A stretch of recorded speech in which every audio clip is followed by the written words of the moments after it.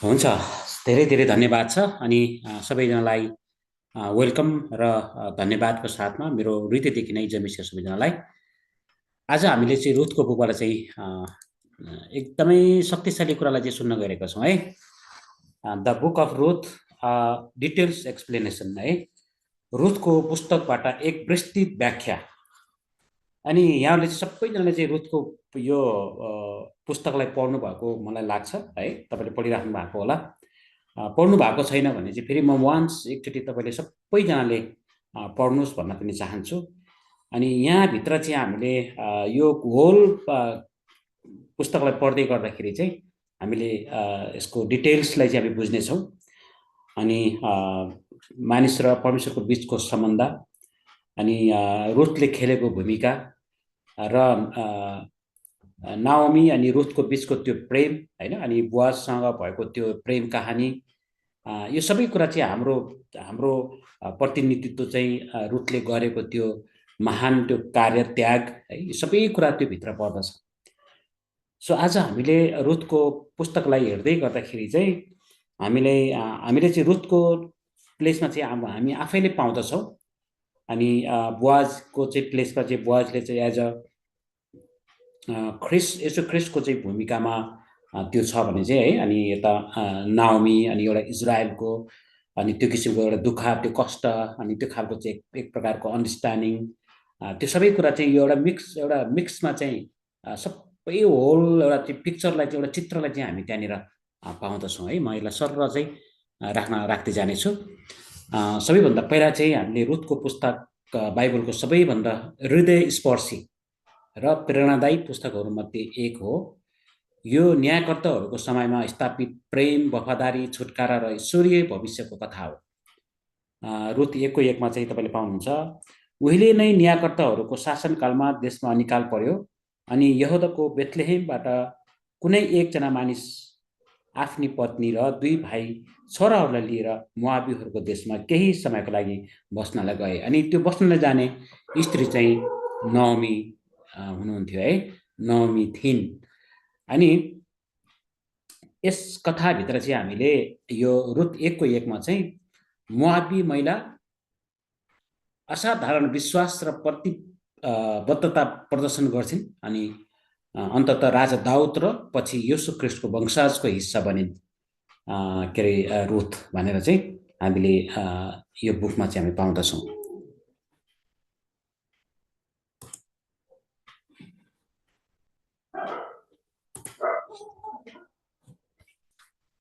अनि केवल 4 अध्यायहरू मिलेर बनेको यो छोटो पुस्तकले मानव मामिलामा चाहिँ परमेश्वरको सार्वभौमिकता र उहाँले चाहिँ व्यक्तिहरूको विश्वासयोग्यता मार्फत कसरी काम गर्नुहुन्छ भनेर प्रकाश पार्नुहुन्छ। रुथको कथाले बुआज र उनको नातेदार उद्धारकर्ता मार्फत छुटकाराको सुन्दर तस्बिर पनि प्रस्तुत गर्दछ, जसले हाम्रो उद्धारकर्ताको रूपमा ख्रिस्टको भूमिकालाई पूर्वचित्रण गर्दछ है। यसमा पनि हामीले येशू ख्रिस्टलाई पाउन सक्दछौँ। होइन चाहिँ हामी जब यो पुस्तकलाई पढ्दै गर्दाखेरि चाहिँ एक्ज्याक्टली चाहिँ त्यो एउटा भूमिका यहाँ येशू ख्रिस्टको नाम नभए तापनि एउटा चाहिँ त्यो भूमिकामा चाहिँ त्यो किसिमको एउटा प्रकाशलाई चाहिँ हामीले उहाँको एउटा कामलाई चाहिँ हामी त्यहाँनिर देख्न सक्दछौँ। अब चाहिँ यसलाई बिस्तारै चाहिँ हामीले यसलाई व्याख्या गर्दै जानेछौँ। पहिलो बुँदामा चाहिँ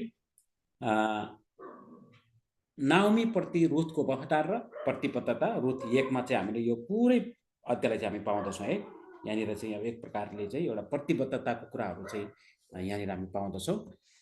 यसमा भन्न खोजेको कुरा के छ भन्दाखेरि चाहिँ बेथलेहेममा अनिकाल र एलिमेलेकको परिवार मोआबमा जान्छन्। त्यति बेला चाहिँ बेथलेहेममा अनिकाल भएको कारणले गर्दाखेरि उनीहरू चाहिँ एउटा सहजीकरणको लागि उनीहरू परदेश गएको हुन्छ है। अनि परदेश जानेहरूमा चाहिँ एलिमेलेकको परिवार भनेको चाहिँ अब के अरे नाओमी एलिमेलेकको चाहिँ मिसेस होइन, अनि छोराहरू सहित उनीहरू चाहिँ कहाँ गएका थिए भन्दाखेरि उनीहरू मोआबमा गएका थिए। अनि यसमा चाहिँ हामीले 1देखि 5 पदसम्म हामीले पाउँदछौँ, ती मानिसहरूको नाउँ एलिमेलेक थियो, तिनकी पत्नीको नाउँ नुआमी र तिनका 2 छोराहरूका नाउँ महलोन र किलियोन थियो। तिनीहरू यहुदाको बेथलेहेमका एप्रातीहरू थिए। तिनीहरू मोआबीहरूको देशमा गएर त्यही बस्न लागे। अनि त्यसपछि नाओमीका पति एलिमेलेक मरे र तिनी आफ्ना 2 छोराहरूसँग छोडिन्। यी छोराहरूले मोआबी स्त्रीहरू विवाह गरे। एउटीको नाउँ ओर्पा र अर्कीको नाउँ रुथ थियो। तिनीहरू त्यहाँ प्राय 10 वर्ष बसेपछि दुवै महलोन र किलोन पनि मरे। यसरी ती स्त्री आफ्ना 2 छोराहरू र आफ्ना पतिबाट पनि बिछोड भएन। एउटा कस्तो कथा छ क्या यो निर, होइन? एउटा दर्दनाक कथा। अब यहाँ मरे, यो भयो त्यो भयो भने मात्रै हामीले बुझ्छौँ। तर जब नाओमीलाई चाहिँ उसको पति मर्दै गर्दाखेरि चाहिँ अब 10 वर्ष भयो त्यहाँ गुजारेको, होइन? अब एलिमेलेक चाहिँ मरेपछि चाहिँ उसलाई कस्तो गाह्रो भयो होला अर्काको देशमा। भएन भनेर चाहिँ 2टा छोरा पनि त्यही बितेको हुन्छ कि, है?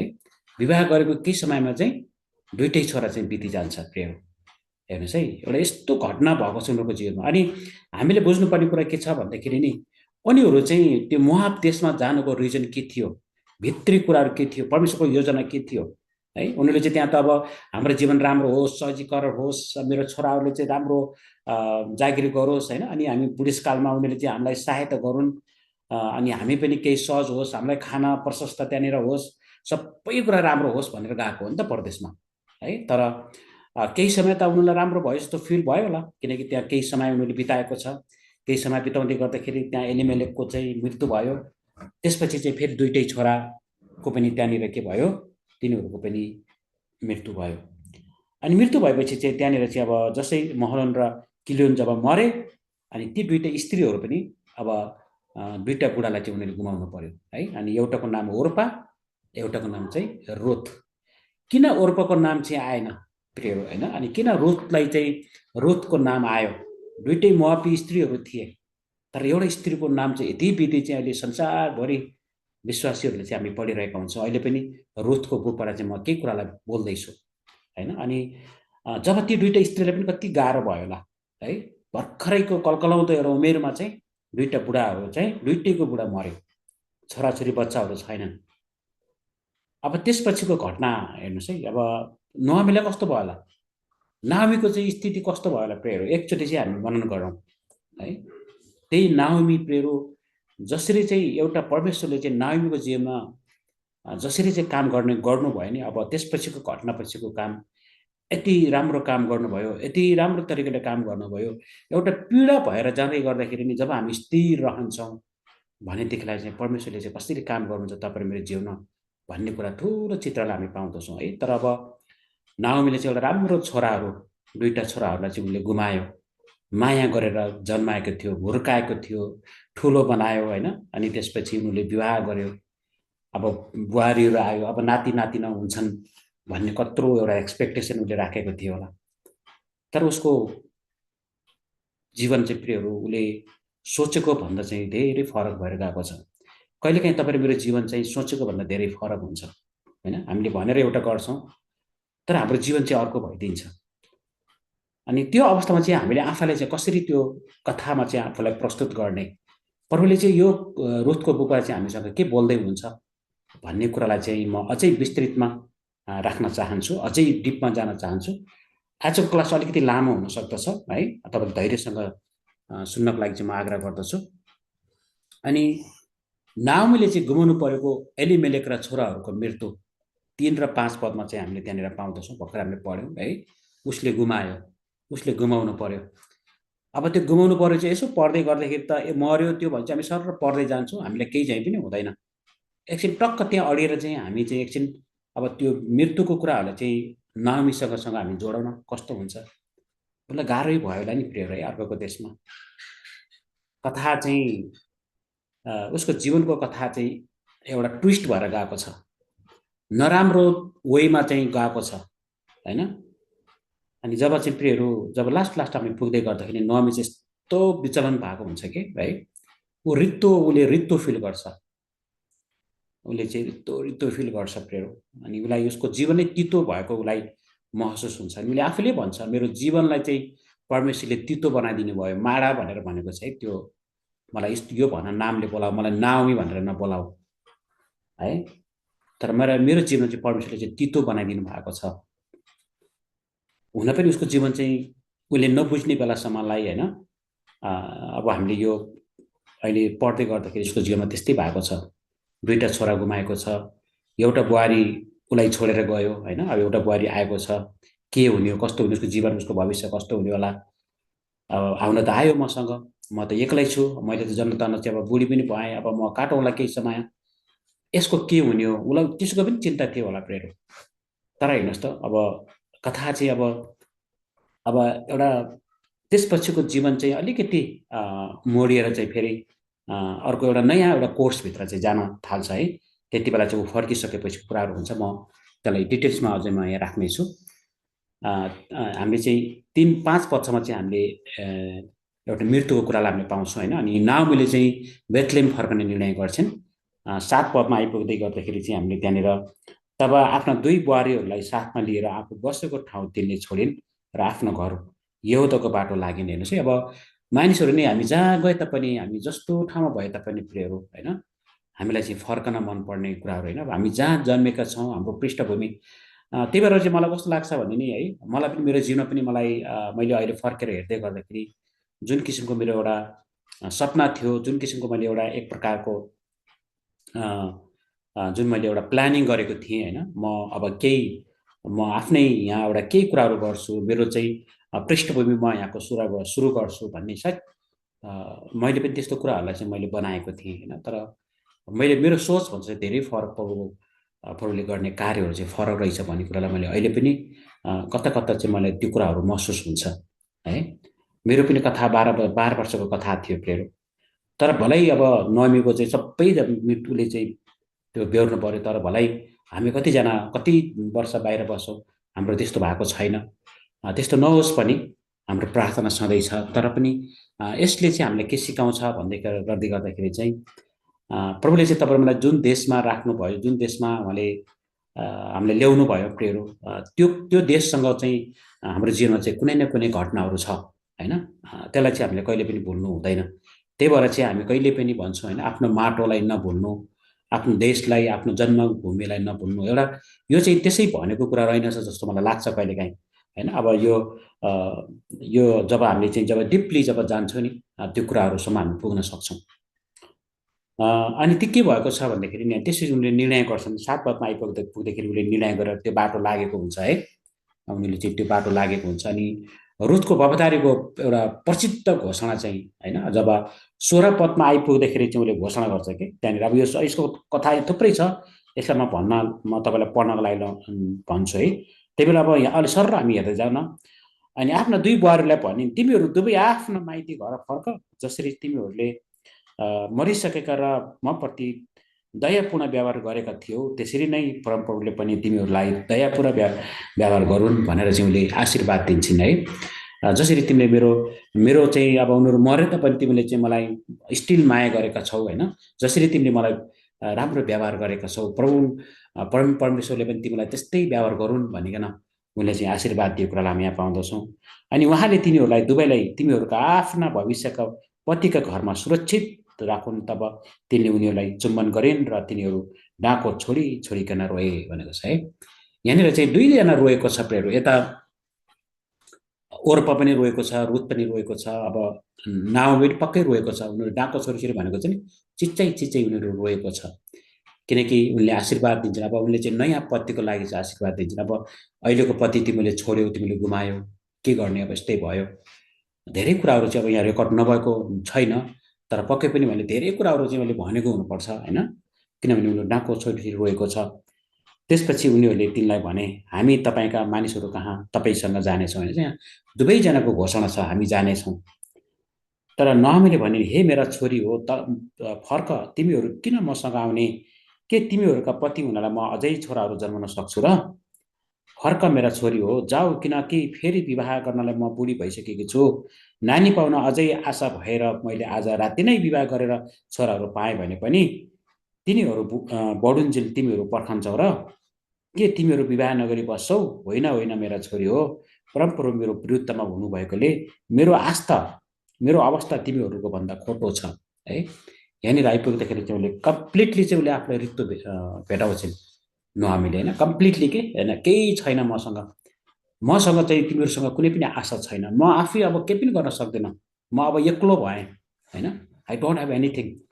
त्यो खालको चाहिँ उसले खोटो खोटो छ भनेको नि। अब त्यो खोटोले चाहिँ के कुरालाई जनाउँछ भन्दाखेरि चाहिँ अब मेरो सबै कुराहरू चाहिँ बन्द भएको छ भन्ने कुरालाई जनाउँदछ है। तब तिनीहरू फेरि डाँको छोडी छोडी रोए दुईचोटि, एकचोटि चाहिँ अब फर्किने कुरा चुम्बन लिँदै म फर्किँदैछु भन्ने कुरामा होइन, अनि जब आशीर्वाद दिँदै गर्दै अब जब पतिको नाउँ लिँदै गर्दाखेरि उनीहरूलाई पनि त माया लागेको थियो होइन, आफ्नो त्यस्तो राम्रो पति उनीहरूले मन पराएर विवाह गरेको पतिहरूलाई चाहिँ उनीहरूले गुमाउनु परेको छ। उनीहरूको जीवनमा पनि ठुलो एउटा विडम्बना भएर उनीहरूको जीवन अगाडि बढिरहेको छ। यहाँनिर पनि हामीले फेरि पनि जब नाउमीले चाहिँ त्यो कुराहरू भनिसकेपछि अनि फेरि उनीहरू नाको छोडी छोडी उनीहरू रोएको कुरालाई यहाँ पाउँदछौँ है। त्यसपछि ओर्पाले आफ्नै सासूलाई चुम्बन गरेर आफ्ना मानिस कहाँ फर्केर गइन् र रोज चाहिँ तिनीसितै टाँसिरहन्। हेर्नुहोस् अब माया भनेको कस्तो हुन्छ भन्ने कुरालाई चाहिँ यहाँनिर चाहिँ हामीले बुझ्दछौँ। कति माया हामी चाहिँ सुन्नुहोस् है, हाम्रो कति मायाहरू चाहिँ देखावटी मायाहरू हुन्छ, एकछिनको भावनाबाट बगेको मायाहरू हुन्छ होइन। एउटा हामीले हिजो चाहिँ अलिकति हामीले विश्वासको बारेमा हामीले पढ्दै गर्दाखेरि चाहिँ एउटा भावनाको कुराहरूलाई चाहिँ हामीले त्यसलाई फलो गर्नु हुँदैन भन्ने कुरालाई मैले राखेको थिएँ। ओर्पाको प्रेम भनेको चाहिँ एउटा भावनामा थियो त्यति बेला होइन। अनि उसले नाउमीले त्यति भन्ने बित्तिकै चाहिँ उसले नाउमीलाई चाहिँ छोडेर गएको छ प्रेम है, छोडेर गएको छ। अनि रोज चाहिँ टाँसेर बसेको कुरालाई हामी पाउँदछौँ। तब नाउमीले भने हेर त तिम्रो बहिनी त आफ्ना मानिसहरू र आफ्ना देउताहरू कहाँ फर्केर गई, तिमी उसितै फर्केर जाऊ।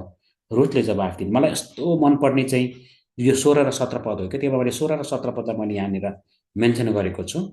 अनि रुथले चाहिँ यस्तो एउटा भवतारी घोषणा गरेको हुन्छ नि होइन, सबभन्दा रुथको चाहिँ जीवनको चाहिँ सबभन्दा राम्रो पाटो भनेको नै यहाँनिर छ कि है। उसले अब उसले आफ्नो पहिलो पतिलाई त उसले गुमाइन् है, अब गुमाइन्। अनि रुथले चाहिँ के कुरालाई बुझेको थियो भने चाहिँ अब यो 10 वर्षको ड्युरेसनमा होइन, जति समय चाहिँ उनीहरूले आफ्नो हस्बेन्डसँग उनले समय बिताइन्, डेफिनेटली चाहिँ केही परमेश्वरको बारेमा धेरै कुरा रुथले बुझेको हुनुपर्छ होइन। अनि रुथले बुझेको भएको हुनाले नै रुथले चाहिँ एउटा यस्तो वफादारी एउटा प्रसिद्ध घोषणा गरेको हामीनिर यहाँनिर हामी पाउँदछौँ। मलाई फर्केर जान र तपाईँलाई छोड्न कर नगर्नुहोस्, तपाईँ जहाँ जानुहुन्छ म त्यहीँ जानेछु, तपाईँ जहाँ बस्नुहुन्छ म त्यहीँ बस्नेछु, तपाईँका मानिसहरू मेरा मानिसहरू हुनेछन् अनि तपाईँका परमेश्वर मेरा परमेश्वर हुनेछन्। आमेन। हेर्नुहोस् उसले के भन्दैछ भन्दाखेरि नि तपाईँको परमेश्वर चाहिँ मेरो पनि परमेश्वर हुनुहुनेछ। उसले चाहिँ जब उसले चाहिँ फर्स्ट टाइम चाहिँ उसले के गर्दैछ भन्दाखेरि नि त्यो घटनामा चाहिँ उसको ठुलो पीडामा छ हो होइन। एउटा मैले अघि नै भने बारम्बार फेरि पनि मैले यो कुरालाई दोहोऱ्याइ दोहोऱ्याइ चाहिँ भनिरहेको छु कि उसले आफूलाई मनपर्ने हस्बेन्डलाई उसले गुमाएको छ। तर हस्बेन्डले गुमाए तापनि उसको प्रेम चाहिँ सासूप्रति भएको जुन एउटा वफादारी छ, जुन चाहिँ एउटा निर्णय छ होइन, अनि जुन जसरी चाहिँ उसले परमेश्वरको नाम लिइकन चाहिँ उसले के भनेको छ, तपाईँको परमेश्वर पनि मेरो परमेश्वर चाहिँ हुनेछन् होइन। फ्युचरको कुरालाई उसले बोलेको छ प्रेरो। मलाई असाध्यै मनपर्छ यो कुरालाई है। अनि त्यसपछि 17 पदमा आएर चाहिँ तपाईँ जहाँ मर्नुहुन्छ म त्यहीँ मर्नेछु र त्यहीँ नै गाडिनेछु, मृत्यु बाहेक अरू कुनै कुराले तपाईँ र मलाई अलग गरेमा परमप्रभुले मसँग पनि कडा भन्दा कडा व्यवहार गरून् भनिकन उसले चाहिँ एउटा आफ्नो ओपिनियनलाई चाहिँ उसले नवमीसँग चाहिँ उसले राखेको छ हेर्नुहोस् है। अनि त्यो कुरालाई राख्दै गर्दाखेरि नि होइन, परमप्रभुले नै मलाई चाहिँ नराम्रो व्यवहार गरून्, अगर मैले चाहिँ तपाईँप्रतिको वफादारीलाई चाहिँ मैले गलत गरेँ भने चाहिँ मलाई परमप्रभुले नै मलाई के गरून्, मलाई चाहिँ कडा व्यवहार गरून् भनेको चाहिँ मेरो जीवनमा पनि नराम्रो अझै गरून् भनेर चाहिँ त्यसरी चाहिँ उसले एउटा प्रतिबद्धता कुराहरू चाहिँ उसले राखेको छ यहाँनिर है। मलाई बडो मजा लाग्छ यो घोषणाले। त्यसपछि उनीहरूको चाहिँ आगमन चाहिँ बेथलेममा हुन्छ है। अनि उनीहरू बेथलेममा 19देखि 22 पदमा आइपुग्दाखेरि चाहिँ अब के छ, तिनले भनिन् अब त्यसै 19 पदमा, अनि ती दुवैजना हिँडेर बेथलेममा आइपुगे। जब तिनीहरू बेथलेममा आइपुगे तब जम्मै सहरमा हलचल मचियो। आइमीहरूले भन्न लागे कि यिनी नाओमी नै हुन् भनेर चाहिँ नाओमीलाई सोध्दैछन् है। अनि तिनले भनिन्, मलाई नाओमी नभन, मलाई मारा भन, किनभने सर्वशक्तिमानले मेरो जीवन तितो बनाइदिनु भएको छ। तर नाओमीको जीवनमा चाहिँ एउटा यस्तो कुरा भएको छ कि उसले एउटा यस्तो कुरालाई बोलेको छ, मेरो जीवनलाई चाहिँ तितो बनाइदिनु भएको छ। अब यसरी सर हेर्दै गर्दाखेरि चाहिँ पढ्दै गर्दैछु उस जीवन तितो नै भएको छ है, तितो लाग्छ एकदमै, किनकि उसलाई साह्रै गाह्रो भएको छ, साह्रै दुःख भएको छ। अनि उसले त्यही कुरालाई नै यहाँ मेन्सन गरेको छ। अनि 21 पदमा चाहिँ म भरिपूर्ण भएर गएको थिएँ, तर परमप्रभुले मलाई रित्तो फर्काएर ल्याउनु भएको छ। हेर्नुहोस् है, कहिलेकाहीँ के छ भने नि, जब एउटा बेथलेहममा, जब चाहिँ बेथलेहमको कुरा पनि होइन, एउटा बेथलेहममा फर्केको छ नि त, बेथलेहेममा फर्केको छ कि है। अनि त्यसको अर्थलाई तपाईँले जान्नुहुन्छ प्रियहरू, होइन। ऊ चाहिँ फेरि त्यो रोटी, किनभने उसलाई चाहिएको चाहिँ नि त्यो प्रशस्तको कुराहरू चाहिँ जुन त्यो छोडेर गएको थियो, वास्तवमा त्यो योजना चाहिँ उसको जीवनमा चाहिँ पक्कै पनि थिएन कि प्रभुको योजना चाहिँ ऊ बेथलेहेममै रहनु पर्ने कुराहरू थियो, होइन। कहिलेकाहीँ चाहिँ तपाईँ मेरो जीवनमा त्यो त्यो हुनसक्छ, र पनि फेरि ऊ बेथलेहममा उसले चाहिँ त्यहाँनिर गएर चाहिँ उसले नराम्रो काम गरेन, होइन। ल म त एक्लो, म पनि सुसाइड गर्छु अथवा म पनि विवाह गर्छु अर्को, मेरो पनि परिवार बनाउँछु, अब के गर्ने त, अब मलाई प्रभुले त्यस्तो बनाउनु भयो, म यहीँकै जस्तो हुन्छु भनेर चाहिँ नामले कहिले पनि त्यस्तो गरेन। तर उसको आफ्नो एउटा दिक्कतालाई उसले पोखेको छ, एउटा आफ्नो पीडालाई चाहिँ उसले पोखेको छ। उसले भनेको छ, मलाई मारा भन्ने बित्तिकै म रित्तो भएको छु, मसँग केही पनि छैन, मेरो मेरो जीवनै तितो छ, मलाई किन नामी भनेर चाहिँ मलाई पोकार्दछ, मलाई नबना नामी, है।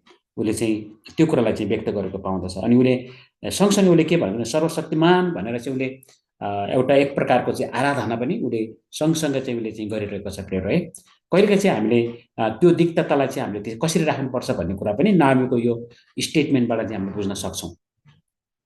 अनि 22 पदमा, यसरी नामीकी बुहारी मोआबी रुत तिनी सँग मोआब देशबाट आइन्, तिनीहरू बेथलेहममा आइपुग्दा जौको कटनी हुँदै थियो। हेर्नुहोस् है, अब एउटा यस्तो समयमा फेरि उनीहरू आइपुगेको छ नि, होइन, एउटा कटनीको कुराहरूमा नि तिनीहरू चाहिँ आइपुगेको छ कि, है। अनि यो कटनीको कुराले पनि के कुरालाई जोड्छ भन्दाखेरि नि, जब एउटा उनीहरूले चाहिँ छोडेर गएको जुन चाहिँ अनिकाल भएको त्यो देशमा अब रुथले चाहिँ कटनीको समयमा चाहिँ त्यो रुथ अनि नाओमी चाहिँ त्यहाँनिर पुगेको हुन्छ, होइन। प्रभुको चाहिँ एउटा प्रोभिजनभित्र चाहिँ उनलाई चाहिँ प्रभुले अब नयाँ स्टार्टिङ लाइफ, एउटा नयाँ जर्नी अब चाहिँ प्रभुले त्यहाँबाट सुरु गर्न थाल्नु भएको कुरालाई अब फेरि हामी तल पढ्दै जानेछौँ, है। हुन्छ, हामीले पहिलो पाठलाई चाहिँ हामीले लगभग मेन्सन गरेको छौँ। अब हामीसँग 2टा पुस्तक अझै पनि बाँकी छ, 3टा। त्यसपछि के हुन्छ, त्यसपछि रुथले बुआजलाई चाहिँ भेट्छन्। यो 2 अध्यायमा चाहिँ हामी पुगेपछि चाहिँ के छ, रुथ सिला बाला खोज्न गएकी भनेर चाहिँ शीर्षकमा हामी पाउँछौँ। अनि यो होल च्याप्टरलाई चाहिँ हामीले पढ्यौँ भनेदेखि चाहिँ अनि एउटा भेटघाटको कुराहरू त्यसपछि सुरु हुन थाल्छ, है। त्यसपछि रुथले बुआजको खेतमा सिलाबाला बटुलिन् त्यहाँ गएको हामी पाउँछौँ, है। नोआमीका पतितर्फका एलिमेलेकका परिवारका एकजना हुने खाने कुटुम्ब थिए भनेपछि चाहिँ नोआमीको चाहिँ आफ्नै कुटुम्ब, आफ्नै दाजुभाइ भित्रको चाहिँ एकजना व्यक्ति हुँदो रहेछ, तिनको नाउँ चाहिँ बोआज थियो भनेर चाहिँ हामीले यहाँनिर बुझ्न सक्दछौँ, है। अनि मोआबी रुथले नाओमीलाई भनिन् कि म खेतमा गएर जसले म प्रति निगाह गर्ला त्यसको पछि सिलाबाला खोज्नलाई जाउँ। नाओमीले भनिन्, हुन्छ मेरी छोरी जाऊ। भनेपछि अब रुथलाई चाहिँ यो कसरी थाहा भयो होला कि सिलाबाला चाहिँ त्यहाँ बटुल्न जानुपर्छ, त्यो के गर्नुपर्छ भन्ने कुरा नि, होइन। तपाईँलाई यहाँनिर चाहिँ कस्तो लाग्छ, होइन। अब यहाँनिर चाहिँ के छ भने नि, उसले त्यहाँ आउन साथ नि, होइन, उसलाई चाहिँ यस्तो प्रकाश आउँछ कि उसलाई, होइन। अब मैले अघि नै भनिसकेँ, अब एउटा नयाँ च्याप्टरमा एउटा नयाँ जर्नी चाहिँ अब सुरु भएको छ। जुन मारा भनेर भनेको थियो, मेरो मेरो जीवन तितो बनाइदिनु भएको भनेको थियो, होइन, नोआमीले। अब चाहिँ के छ, अब यहाँबाट चाहिँ यतापट्टि के छ, एउटा यस्तो यस्तो निर्णयहरू चाहिँ अब सुरु हुन गइरहेको छ। अब अनि रुथले चाहिँ एउटा यस्तो कुरालाई चाहिँ गर्दैछ कि, हेर्नुहोस् है। अनि रुथले नि तपाईँ मेरो भूमिकालाई निर्वाह गरेको छ प्रियहरू, हेर्नुहोस् है। किनभने रुथ चाहिँ अन्य जाति हो, है। अनि इजरायलको निम्ति चाहिँ त्यो अन्य जाति त्यहाँ आउनु, उनीहरूसँग त्यसरी बस्नु भनेको नि गैर कानुनी थियो प्रियहरू, है।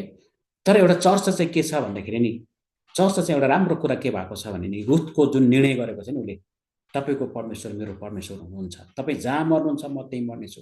जुन एउटा सासूप्रति गर्ने जुन एउटा व्यवहार छ, सासूप्रति गर्ने जुन एउटा दया छ, होइन, त्यो कुराले नै त्यहाँ भएका सबै मान्छेको मन छोएको हुन्छ प्रियहरू। त्यो कुराले गर्दाखेरि नि उनीहरूले चाहिँ को अन्य जाति को भन्ने कुरालाई नि उनीहरूले भुलेको छ। प्रेम त्यस्तो हुँदो रहेछ, हेर्नुहोस् है। प्रेमले असङ्ख्यौँ कुराहरूलाई चाहिँ ढाक्छ भनेको कुरा चाहिँ हामी यो बुकबाट चाहिँ रुथको चाहिँ त्यो स्टोरी कथाबाट चाहिँ हामीले बुझ्न सक्दछौँ प्रियहरू, है। अनि यसैले कटनी गर्नेहरूका पछि पछि खेतमा सिलाबाला खोज्न रुथ गइन्। अनि तिनी खेतको त्यस भागमा पुगिन् जो एलिमेलेकका परिवारका बुआजकै खेत थियो, होइन। अनि त्यो खेत चाहिँ कसको रहेछ भन्दाखेरि नि उनको आफ्नै कुटुम्ब हैन। अब उनलाई त थाहा छैन, रुथलाई त नाओमीलाई मात्रै थाहा छ त्यो कुरा त है। नोआमीको चाहिँ अब उसलाई बोअजलाई चिन्ने त यता नोआमी छ, तर उसले चाहिँ म त्यहाँ जान्छु भने उसले चाहिँ को हो त्यो हो भन्ने उसलाई त केही पनि थाहा छैन हैन। उसले चाहिँ अब अनि यहाँ के भन्छ बोअजकै खेत थियो भनेर चाहिँ यहाँनिर भनेको छ है। त्यसपछि चाहिँ हामीले बोअजले रुथलाई दया देखाउँछन्। अब जब 8 देखि 13 पदसम्म चाहिँ हामीले हेर्दै गयो भने चाहिँ अब 4, 5, 6 पद पनि तपाईँले चाहिँ त्यही कुरालाई त्यहाँ पाउँछ होइन। अनि बेथलेहमबाट आइपुगेको थियो, तिनले कटनी गर्नेहरूलाई अभिवादन गरेर भने परमप्रभु तिमीहरूसँग आउन्, अनि तिनीहरूले जवाफ दिए परमप्रभुले तपाईँलाई आशिष दिउन् भनेर चाहिँ त्यहाँनिर चाहिँ एउटा ग्रिटिङ्स आदान प्रदान भएको कुरालाई पनि हामी यहाँनिर पाउँदछौँ। तब तिनले कटनी गर्नेहरूमाथि खटाइएको नोकरलाई सोधे, यी युवती कसकी हो भनेर चाहिँ त्यहाँ सोधेको छ है। अनि नोकरले जवाब दियो, भर्खरै मोआब देशबाट नाओमीसँग आएकी मोआबी ठिटी हो। त्यसले मलाई कटनी गर्नेहरूका पछि पछि बिटाहरूका बिचमा शिलाबाला जम्मा गर्न पाऊँ भनेर बिन्ती गरे। त्यो आएर बिहानै सबेरदेखि अहिलेसम्म छोटो समयको विश्राम बाहेक काममा व्यस्त छे भनेर चाहिँ त्यहाँनिर भन्छ। अब यहाँ 8 पदबाट चाहिँ अझ हामीले चाहिँ डिटेल्समा बुझ्दै जानेछौँ। तब मोआबले रुथलाई भने तब बोअजले चाहिँ रुथलाई भने, हे मेरी छोरी सुन त, अरू खेतमा गएर शिलाबाला नखोजा, टाढा पनि नजाऊ, तर मेरा ठिटीहरूसँग यतै खोजा। हेर्नुहोस् अब यहाँ एउटा यस्तो दया छ, यस्तो काइन्डनेस छ है। बोअजले नि के भनेको छ नि, बोअजले तिमी को हौ, तिमी किन मेरो खेतमा आयो, यहाँ आउनुको तात्पर्य के हो तिमी हैन। उसले चाहिँ अब उसले चाहन्थ्यो भने चाहिँ उसले चाहिँ त्यो शिलाबाला चाहिँ नटिप्नको लागि आग्रह गर्यो भने पनि उसलाई निकाल्न सक्थ्यो हैन, उसले निकाल्न सक्थ्यो। तर उसले त्यस्तो गरेको छैन। उसले चाहिँ दया देखाएको छ हैन। उसको चाहिँ एउटा कम्प्यासन उसलाई चाहिँ फिल भएको छ। अनि जसरी नै येशू ख्रीष्टले चाहिँ जब तपाईँ र मलाई चाहिँ दया गर्नुभयो हैन, मानिसहरूलाई चाहिँ उहाँले दया गर्नुभयो नि, त्यो हृदय चाहिँ नि बोअजभित्र छ। अब बोअजको हृदयमा चाहिँ एउटा ख्रीष्टको जस्तो एउटा प्रेम त्यहाँनिर चाहिँ प्रकटीकरण भएको छ। किनकि रुथ चाहिँ अन्य जाति हो, अन्य जाति भइकन उसले त्यो दया गर्नु भनेको नि इजरायलको लागि एउटा ठुलो कुरा थियो कि हैन, एउटा ठुलो निर्णय गर्नुपर्ने कुरा थियो। अनि त्यसपछि 9 पदमा चाहिँ मानिसहरूले फसल काटेको ठाउँमा हेर र शिलाबाला बटुल्नेहरूका पछि पछि लाग, तिमीलाई नछुनु भनी मैले यी मानिसहरूले आज्ञा दिएको छु। तिमीलाई तिर्खा लाग्यो भने गएर मानिसहरूले भरिराखेका गागरहरूको पानी खाऊ है। अब त्यो पानीलाई छुने नछुने कत्रो निर्णयको कुरा छ कि यहाँनिर चाहिँ बोअजले के भनिदिएको छ भने नि एलाउ गरेको छ कि तिमीले त्यो पानी खान सक्छौ, तिमीले छुन सक्छौ हैन। किनकि अन्य जातिलाई त उनीहरूले त मान्छे नगर्ने व्यक्तिको बिचमा उसले खानेकुरामा उसलाई भोलि केही भन्लान्, मैले चाहिँ मेरा मानिसहरूले चाहिँ तिमीलाई नछुनु, तिमीलाई केही नभन्नु भनेर चाहिँ उसले आज्ञा गरेको कुरा पाउँदछ पिरियड है। कत्रो प्रोटेक्सन हेर्नुहोस् त है। अनि एउटा अपरिचित एउटा ठिटी, अपरिचित एउटा चाहिँ मोआबी जुन अन्य जाति जसले चाहिँ उनीहरूले चाहिँ नाम पनि लिन नचाहने अन्य जातिको चाहिँ त्यस्तो खालको चाहिँ एउटा के अरे एउटा कम्युनिटीभित्र चाहिँ उनी आएको कुरालाई हामी त्यहाँ पाउँदछौँ। अनि त्यसपछि बोअजले चाहिँ सिधै उसले के भन्छ, तिमी त्यो पानी खाऊ, अनि तिमी त्यहाँ आफै गएर तिमी पानी खाऊ भनिकन चाहिँ यहाँनिर भनेको हामी पाउँदछौँ है। त्यसैले गर्दाखेरि प्रियहरू तपाईँ मेरो जीवनमा चाहिँ आज हामीले बुझ्नुपर्ने कुरा के छ भन्दाखेरि यहाँनिर चाहिँ एउटा दया, एउटा कम्प्यासन भनेको के हो भन्ने कुरालाई चाहिँ हामी यहाँनिर बुझ्न सक्दछौँ। अनि तब रुथ तिनको सामुन्ने झुकिन् र तिनलाई दण्डवाद गरेर भनिन्, म विदेशी हुँ भनी जानेर पनि हजुरले किन यति कृपा गर्नु छैनस् नै। किनभने उसलाई थाहा थियो कि उसलाई चाहिँ उसका पतिहरूले पनि भनेको थियो होइन, हेर हामीले चाहिँ तिमीलाई विवाह गरेका छौँ, सायद हामीले विवाह गर्नु हुँदैन थियो, तर पनि हामीले मन पर्यो, हामीले विवाह गर्यो भनेर उनले त्यो कुराहरू चाहिँ उनले मेन्सन गरेको होला। उनले आफैले भनेको छ रुथले, म विदेशी हुँ भनेर पनि जानेर पनि तपाईँले यति धेरै कृपा किन गर्नुहुन्छ हेर्नुहोस् है, यो कृपा किन गर्नुहुन्छ भनेर चाहिँ प्रियहरूले सोध्दै गर्दाखेरि अनि बोअजले भने, आफ्नो पतिको मृत्युपछि तिमीले आफ्नो सासूपट्टि गरेको सबै काम मलाई मानिसले भनेका छन्। हेर्नुहोस् है, त्यो मैले अघि नै भनेको थिएँ, त्यो सबै काम चाहिँ के छ भन्दाखेरि नि एउटा त्यसको कामले गर्दाखेरि नि सबैको मन पग्लेको छ कि। अनि त्यो कुराले नै बोअजमै के भएको छ, त्यो कुराले गर्दाखेरि चाहिँ बोअजले पनि एलाउ गरेको छ होइन, दया गरेको छ। हेर्नुहोस् एउटा निर्णयलाई चाहिँ परमेश्वरले कसरी तपाईँले मलाई दया गर्नुहुन्छ भन्ने चाहिँ एउटा तथ्य कुरा पनि हामीले यहाँनिर बुझ्न सक्दछौँ है। आमेन। अनि हामीले चाहिँ यहाँ बुझ्नुपर्ने अझै नयाँ कुरा के छ भन्दाखेरि चाहिँ बुवाजले भने आफ्नो पतिको मृत्युपछि तिमीले आफ्नी सासूप्रति गरेको सबै काम मलाई मानिसहरूले भनेका छन्। तिमी आफ्ना आमा बुवा र आफ्ना जन्मभूमि छोडेर अपरिचित जाति कहाँ आयौ। परमप्रभुले तिम्रो कामको पुरस्कार तिमीलाई देऊन्, जसको छत्र छाया मुनि शरण लिनलाई तिमी आएका छौ। उनै परमप्रभु इजरायलका परमेश्वरले प्रशस्त उपहार देऊन् भनेर चाहिँ उसले आशीर्वाद दिएको छ। हेर्नुहोस् है, अब सुन्नुहोस् त, अब बुवाजमा चाहिँ परमेश्वरको प्रेम हैन, प्रभुको अनुग्रह चाहिँ उद्धार बग्दैछ है बुवाजमा।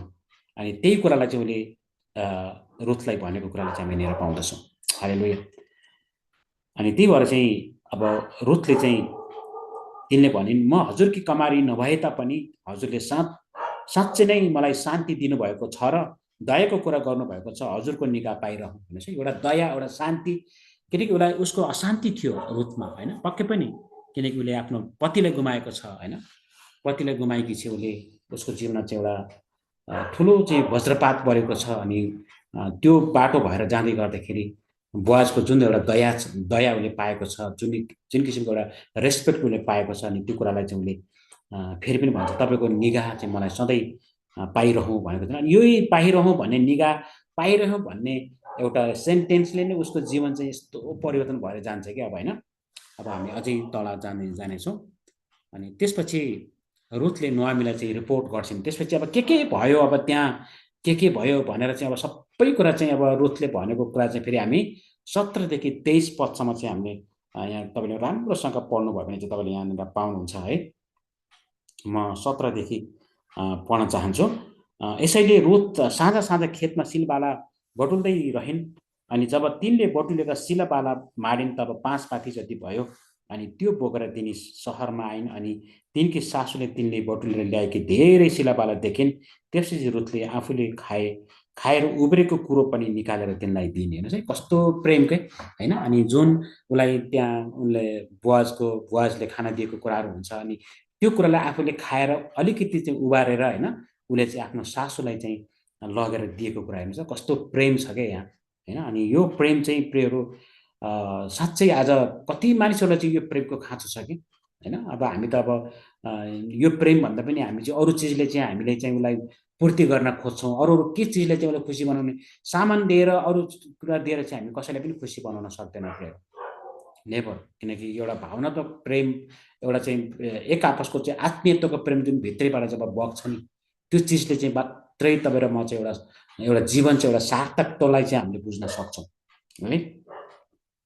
त्यसपछि के हुन्छ यहाँनिर, तिनकी सासूले तिनलाई सोधिन्, आज तिमीले कहाँ सिलबाला बटुल्यौ। हेर्नुहोस् है, उसले सोध्दैछ, तिमीले कहाँ काम गर्यौ। ती मानिस धन्यका हुन् जसले कृपा गरी तिम्रो हेरचाह गरे। यसै कारण तिनले आफ्नी सासूले आफू कस कहाँ काम गरिन् भनी बताइदिन्। तिनले भनिन्, मैले साथै काम गरेका मानिसको नाउँ बुवाज रहेछ।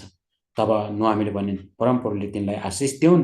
परमप्रभुले जिउँदा र मरेकाहरूमाथि कृपा गर्न छोड्नु भएको छैन, किनभने ती मानिस त हाम्रा नजिकका कुटुम्ब मोल तिरी छुटाउने हुन् भनेर चाहिँ उसले चाहिँ फेरि त्यसरी घोषणा गरेको छ। उसलाई नोआमीलाई पनि थाहा रहेनछ त्यो उहाँ गएको होइन, उसलाई पनि थाहा छैन। तर बुवाजले चाहिँ त्यो कुरालाई सुनेको हुँदाले गर्दाखेरि त्यो किसिमको प्रोटेक्सनलाई पाएको। अनि फेरि पनि यता नोआमीले चाहिँ यस्तो आशिष दिन्छ है उसलाई।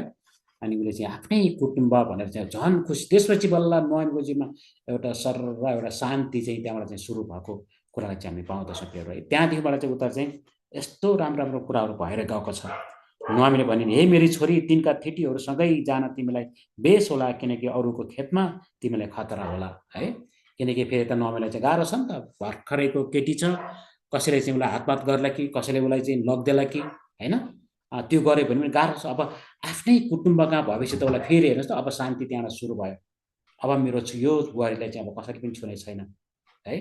अब यहाँनिरबाट चाहिँ किन परमेश्वरको अनुग्रह हेर्नुहोस् कस्तो छ मेरो, प्रभुको प्रेम चाहिँ अब कसरी चाहिँ फेरि सुरु गर्नुहुन्छ मानिसको जीवनमा भन्ने कुरालाई चाहिँ फेरि यहाँबाट चाहिँ हामी माथि पढ्न सक्छौँ है। यसकारण तिनी बुवाजका ठिटीहरू साथै जौ र गहुँका कटनी खतम नहुन्जेल सिलबाला बटुल्न लागिरहन्। तर तिनी आफ्नी सासूकै साथमा बस्थिन् है। अनि साँझ जुन फर्केर चाहिँ फेरि आफ्नै सासूको उसमा आएर चाहिँ उनी बस्थिन् है। अब हामीसँग चाहिँ अब चाहिँ दुईटा पाठ मात्रै बाँकी छ है। अनि त्यसपछि के हुन्छ, 3 मा चाहिँ रुथको छुटकाराको लागि अनुरोध। अब 3 पदमा चाहिँ अब एउटा छुटकारा भएको, अब रुथको चाहिँ छुटकारा भनेको नि, अब रुथ चाहिँ अब उसलाई अब यङ छ होइन, अब चाहिँ त्यो किसिमको एउटा ट्याग छ उसलाई, उसको चाहिँ बुढा छैन, बुढा नभएको चाहिँ अब जीवन एउटा एकल महिला छ ऊ है। अब उसलाई चाहिँ अब त्यो एकल महिलाबाट चाहिँ उसलाई छुटकारा पाउनु छ प्रेरो फेरि होइन। उसको जीवनमा चाहिँ उसले चाहिँ अब उसको जीवन चाहिँ त्यसै त त्यहाँ हुँदैन, उसको जीवन त फेरि अब मुभ अन हुनपर्ने हुन्छ। त्यसपछिको कथा चाहिँ त्यसपछिको फेरि रुथको जीवनमा चाहिँ अब के हुँदैछ भन्दाखेरि चाहिँ रुथलाई बोआज कहाँ ल्याउन नाओमीको चाहिँ योजना। अब चाहिँ बल्ल नाओमीले चाहिँ एउटा यस्तो राम्रो योजना बनाउँछ। अब त्यो योजना चाहिँ पक्कै पनि जब चाहिँ परमप्रभुले चाहिँ अब एउटा जुन किसिमको चाहिँ एउटा वे तय गर्नुभयो, आफ्नै कुटुम्बका त्यो कटनीको समयमा त्यो ठाउँमा उनीहरू फर्केर आएको छ त्यो बेलामा है।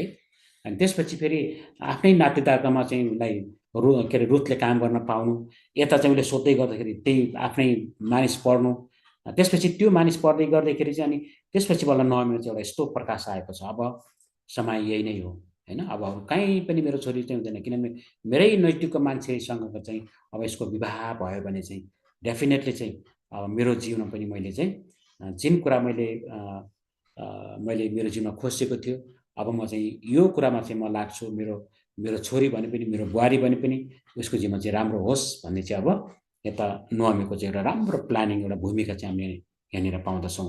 एक दिन रुथकी सासू नाओमीले तिनलाई भनिन्, हे मेरी छोरी, तिम्रो आफ्नै घरबार र राम्रो बन्दोबस्त भएर बसेकै मैले हेर्न नपाउनु। हेर्नुहोस् अब उसले चाहिँ यस्तो कुरालाई भनेको छ कि है, मैले नपाउनु अब, किनकि नाओमीले चाहिँ थाहा छ नि त ऊ यङ छ, उसलाई चाहिँ अब त्यसै अब मसँग यसरी सधैँभरि के अरे बसेर त हुँदैन, उसलाई बस्न त मसँगै बस्छ न प्रब्लम, तर उसको जीवनसँग चाहिँ एउटा व्यक्ति चाहिँ हुनु जरुरी छ होइन, उसलाई जीवन काट्नु चाहिँ एउटा हुनु जरुरी छ भन्ने कुरालाई चाहिँ फेरि नाओमीले बुझेको छ त्यो कुरालाई। अनि उसले अब प्रश्न गर्छ, बोआज र हाम्रा आफ्नै नातेदार हुन् जसका ठिटीहरूसँग तिमी थियौ, आज राति तिनले आफ्नो खलामा जौ बताउने छन्, यसकारण स्नान गरेर तेल हाल र तिम्रा सबभन्दा राम्रा लुगा लगाई खलामा जाऊ, तर तिनले खानापाना गरी नसकुन्जेल तिमी ती मानिसहरू कहाँ देखा नपर। तिनी सुत्न जाँदा तिमीले तिनको सुत्ने ठाउँ हेरिराख, त्यसपछि गएर तिनको खुट्टा पट्टीको ओढ्ने उठाएर त्यही ढल्क, तब तिमीले के गर्नुपर्नेछ सो तिनले नै भन्नेछन्। आमेन।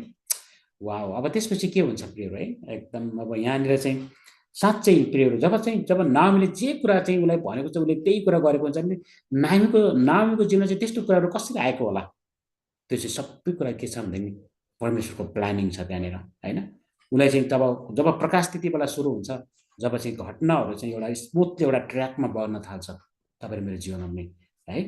यसरी चाहिँ रुथको जीवनमा चाहिँ अब एउटा नयाँ ट्विस्ट आउनको लागि चाहिँ एउटा त्यो प्लानिङ चाहिँ के अरे उसलाई सुनाउँदैछ उसले होइन रुथलाई। अब रुथले चाहिँ के गर्छ त, अब त्यसपछि के रुथले भनेको मान्छ कि मान्दैन भन्ने कुरालाई पनि हामी यहाँनिर हेरौँ। त्यसपछि तिनी सुत्न जाँदा तिनको सुत्ने ठाउँ हेरिराख भनेर जब उनले भनेको हुन्छ, अनि 5 पदमा रुथले भनिन्, तपाईँ जे भन्नुहुन्छ म गर्नेछु। आमेन। कति मिठो कुरा छ कि प्रियहरू होइन। यहाँनिर चाहिँ रुथले पनि नाइ म त त्यस्तो गर्दिनँ, त्यो मान्छे बुढो छ, म ठिटी छु, म अरूलाई चाहिँ गर्छु होइन, म अरूसँग विवाह गर्छु, म यहाँ आएको छु, म विवाह गरेर पनि अब तपाईँकै यहीँको जाति जोसँग बिहा गरेँ नि त भयो त, उहाँ सबै परमेश्वरको छोराछोरी हो होइन, म तपाईँलाई चाहिँ छोड्दिनँ, तर चाहिँ मलाई चाहिँ त्यस्तो नभन्नु, मलाई सुहाउँदो चाहिँ म विवाह गर्छु भनेर चाहिँ उसले कहिले पनि भनेन। उसले के भनेको छ, तपाईँ जे भन्नुहुन्छ म त्यही गर्छु। उसको हृदयमा पनि परमेश्वरले चाहिँ एउटा पोजिटिभिटी कुराहरूलाई चाहिँ होइन एउटा राम्रो चाहिँ लिड गर्दै हुनुहुन्छ। नाओमीको जीवन त्यही हुँदैछ, अब बोआजमा पनि त्यही हुँदैछ प्रियहरू है। यी तिनटै कुरामा चाहिँ हेर्नुहोस् है। अनि त्यसपछि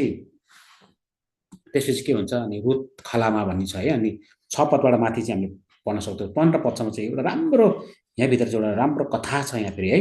तब तिनी तल खलामा गइन् र तिनकी सासूले भने झैँ गरिन्। जब बोआजले खानपान गरिसके तब तिनको मन खुसी भयो र अन्न थुपारेको एकातिर सुत्नलाई गए। हेर्नु चाहिँ खुसी भयो भनेको चाहिँ उसलाई खुसी होस् पनि नहोस् पनि कसरी, किनकि उसको खलामा चाहिँ एउटा नयाँ ठिटे आएको छ। त्यो नयाँ ठिटेलाई देख्दै गर्दा चाहिँ उसलाई अनुग्रह भइरहेको छ होइन, माया पनि लागेको छ है। अब त्यो ठिटीको बारेमा चाहिँ अब यहाँ उसको थुप्रै के भयो भन्ने कुरा मेन्सन त छैन, तर डेफिनेटली चाहिँ केही कुरा त पक्कै पनि उसको जीवनमा पनि भइरहेको छ है। अनि खुसी भएको कुरा पनि हामी यहाँनिर पाउँदछौँ।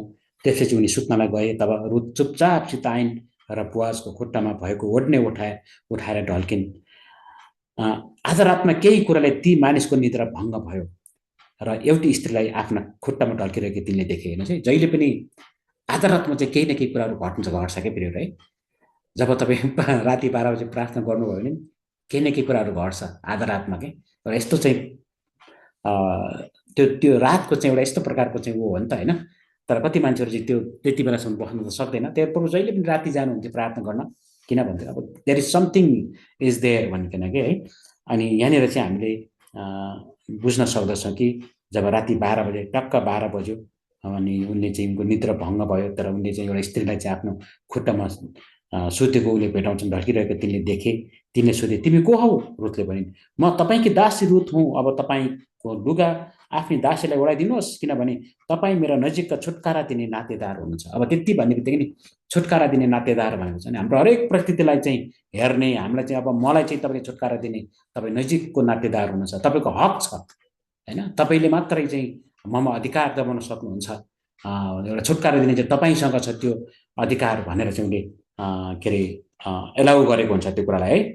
अनि नातेदार हुनुहुन्छ उसले रिमाइन्ड पनि गरिदिएको छ। तिमीले भने, हे मेरी छोरी, परमप्रभुले तिमीलाई आशिष दिउन्, तिमीले देखाएको यो आखिरी भक्ति पहिलोको भन्दा प्रगट छ। हेर्नुहोस् त, जुन भक्ति चाहिँ नि होइन प्रियहरू, त्यो भक्ति चाहिँ कति इम्पोर्टेन्ट छ भन्ने कुरालाई नि रुथकोबाट चाहिँ हामीले सिक्नु पर्दछ है।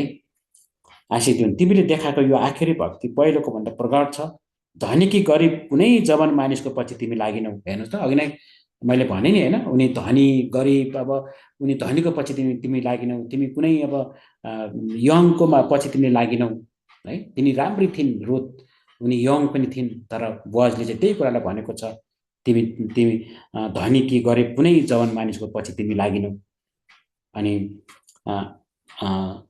अब ए मेरी छोरी ढुक्क भएर बस, तिमी जे चाहन्छौ म गर्नेछु, किनभने तिमी चरित्रवान छौ भन्ने कुरा यस नगरका सबै मानिसलाई थाहा भइसकेको छ होइन। चरित्रवान भनेको चाहिँ नि कुनै पनि दाग रहित होइन। अब जुन किसिमको एउटा प्रेमले चाहिँ भरिएको एउटा एउटा एउटा मन होइन, एउटा उसको जीवन प्रियहरू होइन। अनि सासूप्रति गरेको त्यो वफादार त्यो प्रेम, त्यो सबै कुराको चर्चा चाहिँ उसले त्यहाँनिर गरेको छ। म तिम्रो नजिकको नातेदार हुँ, सत्य हो, तापनि म भन्दा अनि अझै नजिकको एकजना मोलतिर छुटकारा दिने नातेदार छन् भनेर चाहिँ यहाँनिर भनेको छ। अब त्यो त्यति बेला नि प्रियहरू त्यो जग्गा जमिनको नि कुराहरू सबै कुराहरू आउने रहेछ क्या है। त्योनिर बेचबिखानको कुराहरूमा चाहिँ त्यो नजिकको मान्छेले चाहिँ गर्न पाउने त्यस्तो खालको नियमहरू चाहिँ त्यहाँनिर थियो त्यति बेला। नि बुवाजले चाहिँ अझ मभन्दा पनि अझ नजिकको एकजना छन् भनेर चाहिँ उनले मेन्सन गरेका हुन्छन्। आजको रात यहीँ बिताऊ र भोलि बिहान यदि तिनले तिम्रो नजिकको नातेदारको गर्नुपर्ने कर्तव्य गर्छन् भने ठिक छ, तर तिनी राजी भएनन् भने म गर्नेछु। परमप्रभुको शपथ खाएर म यो भन्दछु, अब बिहानसम्म ढल्किरह भनेपछि उसले अब चाहिँ त्यो ढल्किरह भनेको नि उसले चाहिँ आफ्नो जीवनमा चाहिँ अब एलाउ गरेको हो कि होइन। उसले चाहिँ आह्वान गरेको, अब चाहिँ तिमी चाहिँ अगर उनले गरेनन् भने चाहिँ त्यसको लागि चाहिँ म तयार छु भनेर चाहिँ उसले आफ्नो एउटा ओपिनियनलाई पनि उसले त्यहाँनिर राखेको छ है। अनि डेफिनेटली चाहिँ त्यो कुरा चाहिँ उसले भनेको छ। तब रुथ तिनका खुट्टानिर बिहानै नहुन्जेल ढल्किरहन्, तर मानिस थमाउन नसक्ने उज्यालोमा नै तिनी उठिन्। अनि बुवाजले भने, खलामा एउटी स्त्री थिइन् भन्ने कसैले थाहा नपाओस् है भनेर चाहिँ यो भन्ने कुरा हामी पाउँदछौँ यहाँनिर है। तब बुवाजले भने, तिमीले ओढेको खास्टो थाप। तिनले थापिन् र बुवाजले 6 पाथी जति जौ भरेर तिनलाई बोकाइदिए अनि तिनी सहरमा फर्के। रुथ आफ्नी सासू कहाँ आइन् र नुहामीले सोधिन्, हे मेरी छोरी के भयो भनेपछि अब सासूलाई फेरि के भयो, हुन्छ कि हुँदैन होला है। अब त्यो बुवाजले के भन्ला, उसले चाहिँ इन्कार गर्ने हो कि गाली गर्ने हो कि मेरो बुहारीलाई चाहिँ केही भन्ने हो कि होइन। उसलाई चाहिँ फेरि अब त्यो छ, तर पनि यो प्रभुको योजना भन्ने कुरालाई हामीले चाहिँ पढ्दा चाहिँ हामीलाई त्यहाँ थाहा भइसकेको छ है। हे मेरी छोरी के भयो? तब ती मानिसले तिनीप्रति गरेका सबै कुरा रुथले बताइदिन्। तिनले भनिन्, उहाँले मलाई यो 6 पाथी जौ दिनुभयो, उहाँले मलाई फेरि मलाई मेरी सासू कहाँ रित्तो हात जान दिनु भएन। अनि नुहामीले भनिन्, हे मे छोरी, यसको नतिजा के हुँदो रहेछ सो थाहा नपाउन्जेल शान्त बस, आजै यस कुराको फैसला नगरुन्जेल तिनलाई चयन हुने छैन। हेर्नुहोस् है, अब कसलाई चयन हुने छैन? बुवाजलाई। किनभने बुवाजको चाहिँ अब मनमा ढ्याङ्ग्रो ठट भइरहेको छ। अब मैले पाउनुपर्छ भन्ने कुरा भइरहेको छ है। यसको फैसला आजै हुन्छ। अब तिनले पनि चाहिन्छ। अब त्यो फैसला चाहिँ उनले आफै गर्नेछन्। उनी आफै त्यो नजिकको नातेदार, अर्को अझै नजिकको नातेदार कहाँ उनी जानेछन् है। यो कुरालाई चाहिँ अब बुवाज नातेदार भएकोले छुटकारा दिने व्यक्तिको रूपमा काम गर्न सहमत हुन्छन् है। हामी यो सहमतको कुरा चाहिँ अब के छ? सहमत हुन्छ उनीहरूको जीवनमा, सहमत भइसकेको छ। आमेन, हालेलुया। त्यसपछि रुथ नअमी कहाँ फर्किन्छन्। 16-18 पदसम्म हामी भर्खरै पढ्यौँ। उनी फर्किन अब तिनलाई चयन हुने छैन भनिकन अब फर्केर यी सबै कुराहरू चाहिँ भइसकेको छ है। अब फोर्थमा लास्ट पाठमा चाहिँ अब हामीले चाहिँ बुवाजले रुथ र दाउदको वंशसँग विवाह गर्छन्। चाहिँ सुन्दर पक्ष चाहिँ अब यहाँ के छ? अब त्यो जुन तितो कुराहरू सबै कुरा चाहिँ अब यहाँ आएर चाहिँ कम्प्लिटली चाहिँ सिद्धिन्छ है। बुवाजले नजिकको नातेदारको सामना गर्छन् है। अब यहाँ सामना गर्ने कुराहरूमा चाहिँ 4 पदमा चाहिँ हामीले पाउँदछौँ। 4को 1 पदमा बुवाज र रुथको विवाह। अब बुवाज सहरको मूल ढोकामा गएर बसेका थिए अनि केही समयपछि तिनले कुरा गरेका ती नजिकका मोलतिर छुटकारा दिने नातेदार त्यहीँबाट भएर आए। बुवाजले तिनको नाउँ काटेर तिनलाई बोलाए, भने यता आएर बस्नुहोस्। तिनी आएर बसे। तब बुवाजले सहरका 10 जना र धर्मगुरुहरूलाई रोकेर पनि बिन्ती गरे अनि तिनीहरू त्यहाँ बसे। तब बुवाजले ती नजिकका नातेदारहरूलाई भने, हाम्रो दाजु एलिमेलेकको एक टुक्रा जमिनको विषयमा तपाईँलाई थाहै होला, यादै होला। मोआबीको देशबाट नाओमी फर्केर आएकी छिन् र त्यो बेच्न तिनी चाहन्छन्। यी मेरा जातिको धर्मगुरुहरूका समक्षमा तपाईँले त्यो लिनुहोस् भनी तपाईँसित यो कुरा उठाउने मैले विचार गरेको छु। नजिकको नातेदारको कर्तव्य तपाईँ गर्नुहुन्छ भने गर्नुहोस्, तर गर्नुहुन्न भने मलाई भन्नुहोस् र मलाई थाहा लाग्नेछ, किनभने तपाईँ पछिको नजिकको नातेदार म हुँ। तिनले भने, नजिकको नातेदारको काम म गर्नेछु। तब बुवाजले भने, नोआमी र नोआमी मोआबी रुथबाट त्यो जमिन लिएको दिन मरेका मानिसहरूको पैतृक सम्पत्तिसँगै तिनको नाउँ कायम राख्नलाई ती मरेका मानिसकी पत्नी पनि तपाईँले प्राप्त गर्नुहुनेछ। अब एउटा त्यो चलन के है। अब त्यो जग्गालाई त्यो गर्नुपर्ने, किनभने एउटा नामलाई राख्नु छ नि त, एउटा नामलाई चाहिँ स्थापित गर्नुपर्ने छ भन्ने कुरामा चाहिँ यहाँसम्म आइपुग्दाखेरि चाहिँ हामी पाउँदछौँ। अनि 6 पदमा यो सुनेर ती नजिकको नातेदारले भने, म आफै यो काम गर्न सक्दिनँ, किनभने मेरो आफ्नै पैतृक सम्पत्ति गुमाउने मलाई डर छ। यसर्थ मैले गर्नुपर्ने नजिकको नातेदारको काम तपाईँले गर्नु होला, म यो काम गर्न सक्दिनँ। हेर्नुहोस् है, अब त्यो नातेदार, किनभने योजना को छ, बुवाज केसँग छ नि त योजना त प्रभु है। तर उसले के गर्छ? उसले इन्कार गर्छ। तपाईँले पनि एलाउ गर्छ, अब तपाईँ आफै गर्नुहोस् है। तर कहिलेकाहीँ चाहिँ हामीले नि पाएँ भनेर चाहिँ राम्रो छ भनेर त्यो गर्ने चाहिँ हामीले ठ्याक्कै निर्णय गर्नु हुँदैन भन्ने कुरालाई पनि हामीले बुवाजबाट सिक्न सक्छौँ प्रेयर है। कहिलेकाहीँ चाहिँ हामीलाई त्यस्तो लाग्छ नि त है। तर हामीसँग चाहिँ कुनै पनि कुरा चाहिँ, कुनै पनि राम्रो अफर आउँदै गर्दाखेरि हामीले कति धेरै सोच्नु पर्ने रहेछ। यो कसरी आयो, किन आयो, यसले चाहिँ के हुँदैछ, कसो हुँदैछ, त्यो सबै कुरा। किनभने बुवाजले चाहिँ त्यो पनि नजिकको कुरालाई चाहिँ उसले के गरेको छ, उसले पनि त्यो कुरालाई पनि भूमिका खेलेको छ। अब उसले नगर्दाखेरि चाहिँ ऊ त पक्का डेफिनेटली म गर्छु भनेर उसले भनिसकेपछि अब उसकै पल्टामा चाहिँ अब आउन सुरु भयो है। अनि उसले गरेको त्यो निर्णयमा चाहिँ एउटा इमान्दारिता, नआत्तिको कुरालाई एउटा एकदम राम्रो तरिकाले चाहिँ उसले भूमिका खेलेको छ। किनकि आफ्नो चिज नि आत्तिनै पर्दैन रहेनछ। आफूले जे आउँछ नि प्रेयर, जुन कुरा प्रभुले दिनुभएको हुन्छ नि त्यो चिज पाउनको लागि हामी आत्तिनु पर्दैन। त्यसैले तपाईँले भन्नुहोस् त्यो मेरो हो भनेर ढुक्क भएर बस्नुहोस् है। आमेन, हालेलुया। अनि त्यसपछि बुवाजले रुथलाई छुटकारा दिन्छन्। अब 9 देखि चाहिँ माथि तपाईँले हेर्नुभयो भने चाहिँ, तब बुवाजले ती धर्मगुरुहरू अरू सबै मानिसहरूलाई भने, मैले आजको दिन एलिमेलेक अनि महलोन र क्लियोनको जे जति छन् सो सबै नोआमीको हातबाट प्राप्त गरेको कुरामा तपाईँहरू साँची हुनुहुन्छ। यसबाहेक महलिनकी पत्नी मोआबी रुथलाई पनि ती मरिसकेका मानिसको पैतृक सम्पत्तिसँग तिनको नाउँ कायम राख्नलाई तिनका नातेदारका बीचबाट र सहरको खाताबाट तिनको नाउँ नमेटियोस् भनेर मैले आफ्नो पत्नी उनीलाई प्राप्त गरेको छु। तपाईँहरू आजको दिन साँची हुनुहोस् है। कस्तो राम्रो कुरा है यो। तिनीहरूको त्यो चलनमा नामहरू चाहिँ रहिरहोस् भनेर एउटा स्पिरिचुअल नाम चाहिँ कसरी रहन्छ भन्ने कुरालाई चाहिँ हामीले यहाँनिर बुझ्न सक्छौँ है। ओबेद दाउदका हजुरबाको विवाह र जन्म। अब त्यसपछि 4:13 देखि माथि चाहिँ त्यसपछि बल्ल तब धर्मगुरुहरू मूल ढोकाहरूमा हुने सबैले भने हामी साँच्ची छौँ, तपाईँको घरमा आउने यी स्त्रीलाई परमप्रभुले इजरायलको घरानामा निर्माण गर्ने राहेल र लिया जस्तै तुल्याउन्। एप्रातमा तपाईँको कदर होस् र बेथलेम तपाईँको नाउँ प्रसिद्ध रहोस्। आमेन।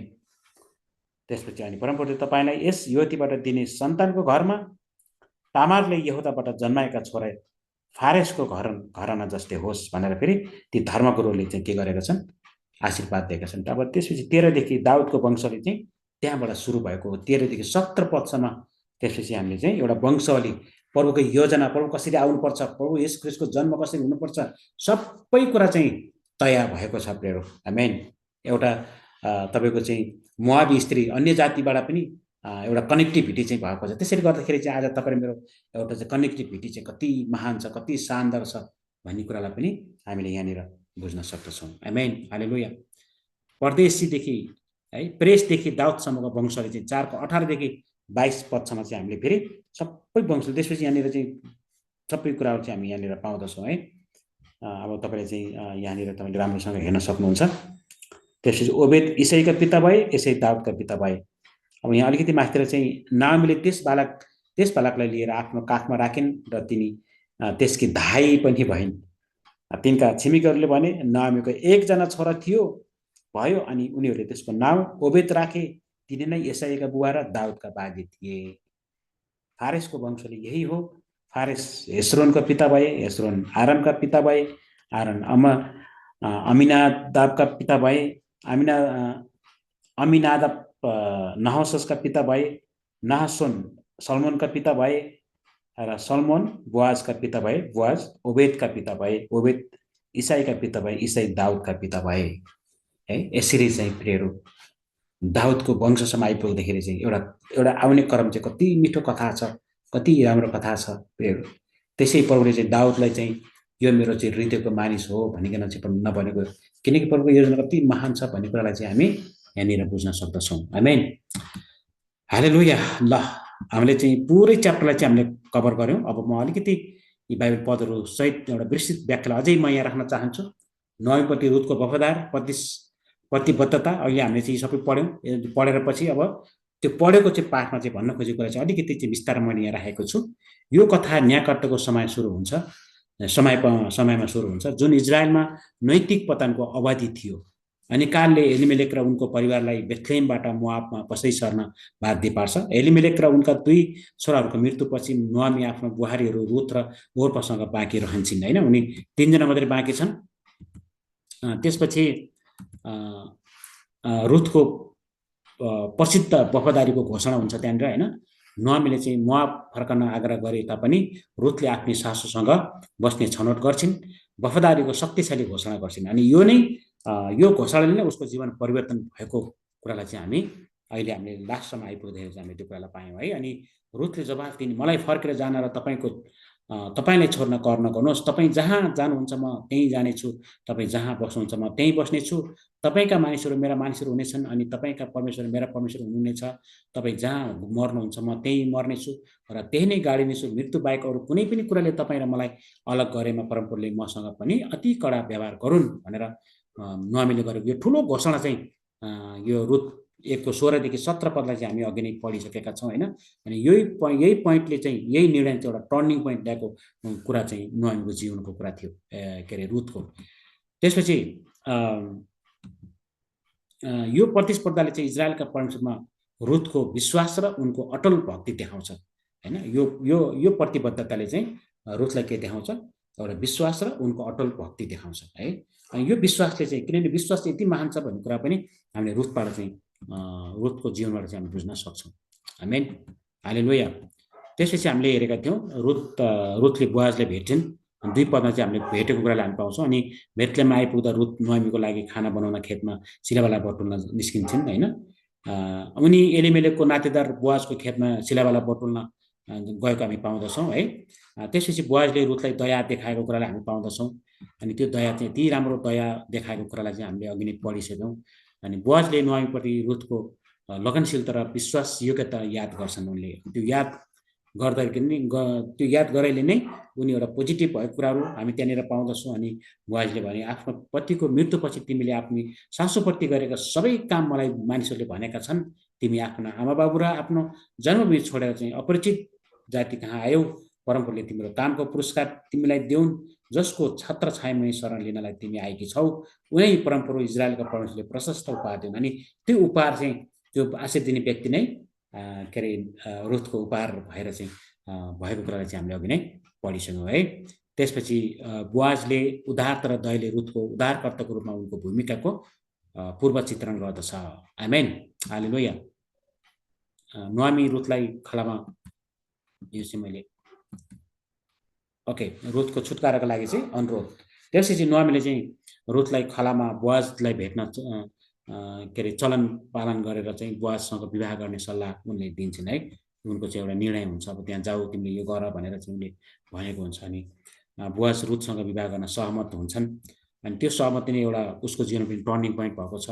रुथ साहसपूर्वक आफूलाई बोआजको खुट्टामा राख्छिन्, आफ्नो नातेदार उद्धारकर्ताको रूपमा उनको सुरक्षाको लागि अनुरोध गर्छिन्।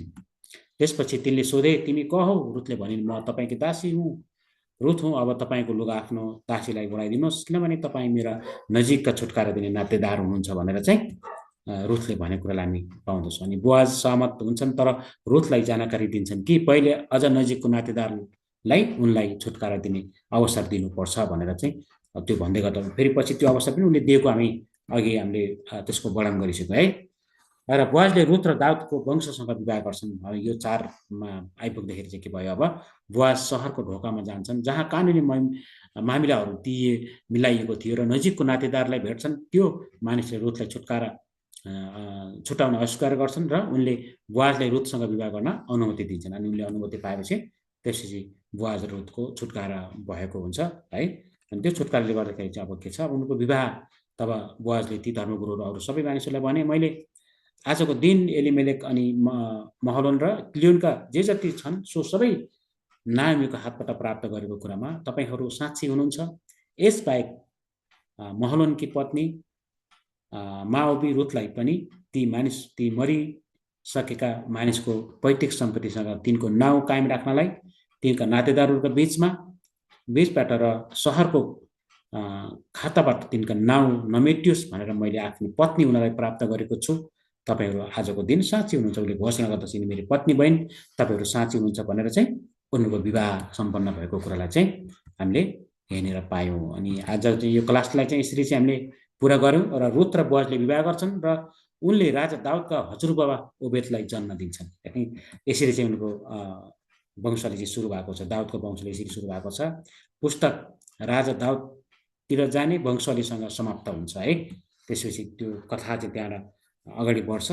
ओबेद इसाईका पिता र इसाई दाउदका पिता भएको कुरालाई हामीले अघि नै पढिसक्यौँ। अनि यो वंश अन्ततः येशू ख्रिस्टतिर जान्छ। मत्ती 11को 1देखि 16 पदलाई तपाईँले हेर्नको निम्ति म आग्रह गर्दछु, जसले रुथलाई बाइबलीय इतिहासमा एक महत्त्वपूर्ण व्यक्तित्व बनाउँछ। हेर्नुहोस् है, यो रुथको चाहिँ कथाले चाहिँ फेरि रुथको चाहिँ जीवनीले, रुथको कामले गर्दाखेरि यो एउटा रेकर्डेड कुराहरू चाहिँ आज हामीले यस्तो राम्रोसँग पढ्न पायौँ है। त्यो वफादारी, त्यो इमान्दारिता, त्यो भक्ति आज तपाईँ र मेरो जीवनमा पनि फेरि परमेश्वरले चाहिँ हामीलाई कति धेरै प्रेम गर्नुहुन्छ। तपाईँ मेरो जीवन जस्तो सुकै भएर जाँदै गर्दाखेरि पनि जब रुथलाई चाहिँ एउटा पराई स्त्री भएर पनि त्यो देशमा चाहिँ एक्सेप्ट भएको कुरालाई हामी पाउँदछौँ होइन। हामी जहाँ पनि जाउँ प्रेरो, जस्तो सुकै परिस्थिति किन नहोस्, प्रभुले जब प्रभुको इच्छा तपाईँ ममा जब राख्नुहुन्छ नि, त्यो कुरा चाहिँ कहिले पनि खेर जाँदैन भन्ने कुरा पनि हामीले यो घटनाबाट चाहिँ हामीले सिक्ने मौका पायौँ है। अब कन्क्लुजनमा, निष्कर्षमा, रुथको पुस्तक विश्वास, वफादारी र ईश्वरीय विधि विधानको गहन कथा हो। यसले सिकाउँछ कि परमेश्वरको योजनाहरू तत्काल परिस्थितिहरूभन्दा बाहिर फैलिएका छन् र उहाँले आफ्ना उद्देश्यहरू पुरा गर्न सबैभन्दा असम्भव मानिसले पनि प्रयोग गर्न सक्नुहुन्छ।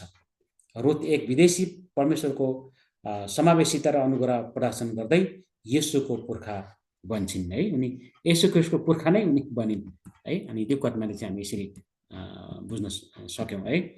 ल, अब अन्तिम की पद रुथबाट मुख्य पाठहरू हामी सिक्नुपर्ने अझै विशेष योग्यताले आशिषतर्फ डोर्याउँछ। परमेश्वरमा रुथको वफादारी र विश्वासले प्रशस्त आशिषहरू निम्तायो होइन। यो केले निम्तायो भन्दाखेरि विश्वास योग्यताले आशिषतर्फ डोर्याउँछ भन्ने कुरा चाहिँ हामीले पढ्यौँ। परमेश्वरले उद्धारकर्ता प्रदान गर्नुहुन्छ। रुथको उद्धारकर्ताको रूपमा बोआजको भूमिकाले येशूलाई हाम्रो परम उद्धारकर्ताको रूपमा पूर्व चित्रण गर्छ। त्यसपछि परमेश्वरले सामान्य जीवन मार्फत काम गर्नुहुन्छ। कथाले हामीलाई सम्झाउँछ कि परमेश्वरले हाम्रो दैनिक जीवनमा कठिनाइको समयमा पनि सक्रिय रूपमा संलग्न हुनुहुन्छ भन्ने कुरा चाहिँ हामीले यहाँबाट बुझ्न सक्दछौँ। परमेश्वरले उहाँलाई खोज्ने सबैलाई स्वागत गर्नुहुन्छ। मोआबी रुथलाई परमेश्वरको परिवारमा स्वागत गरिएको थियो, जसले गर्दा सबै मानिसहरूप्रति उहाँको प्रेमलाई प्रकाश पार्छ। आमेन, हालेलुया। अनि रुथको पुस्तकले परमेश्वरको उद्धार शक्ति र विश्वास योग्यताको सुन्दर प्रमाणको रूपमा काम गर्दछ, जसले देखाउँछ कि उहाँ हाम्रो जीवनमा सधैँ काम गर्नुहुन्छ भन्ने कुरा चाहिँ हामीले आज यो बुकबाट चाहिँ पढ्ने मौका पायौँ है। हुन्छ, म स्यालो भन्न चाहन्छु। यहाँलाई प्रभुले धेरै आशिष दिनुभएको होस्। यति भन्दै म आजको क्लासलाई चाहिँ यहीँ इन गर्छु। हुन्छ, धेरै